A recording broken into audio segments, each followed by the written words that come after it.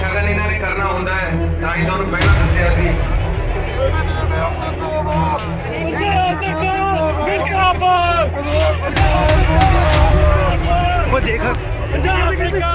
पता सी सानू भी तुसीं 2-4 जाने बिच बैठे है, सानू पता सी असीं पहला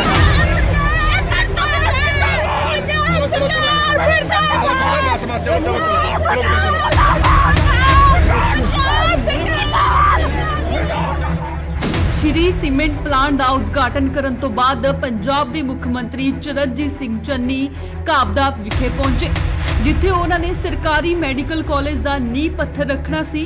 पर जदों ही मुख्यमंत्री ने भाषण देना शुरू किया तो उदों ही ईटीटी बेरोजगार अध्यापकों ने मुख्यमंत्री के भाषण देने तो पहला ही उन्हों का विरोध करना शुरू कर दिता।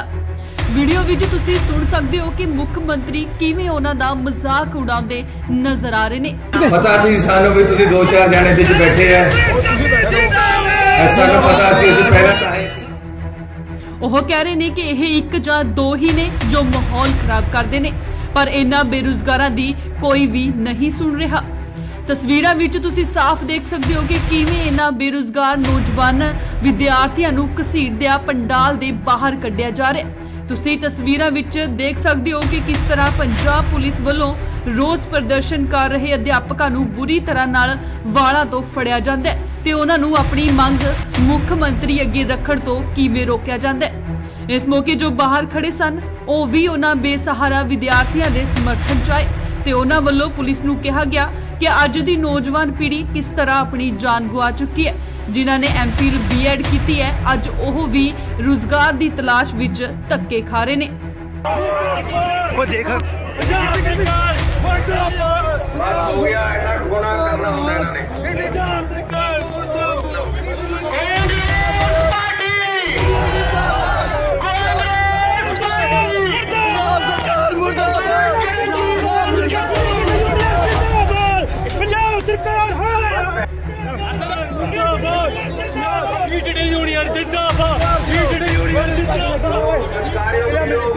मेरी पकड़े हुए मेरी पकड़े तक मैंने बड़ी खुशी है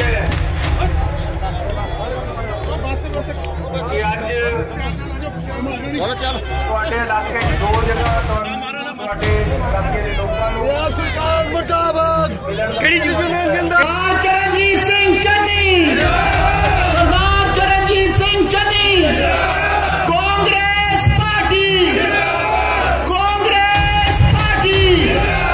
सारे नूं बेनती है कि आराम नाल आपां सीएम साहब की गल सुणीए। पर जो इस मौके वेखण नूं मिलिया वो बेहद ही शर्मसार कर देण वाला सी।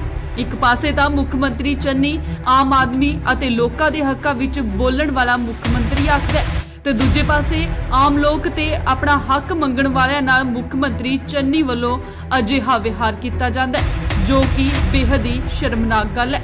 संगरूर तो Harkawal Singh Happy, Indos TV, Australia.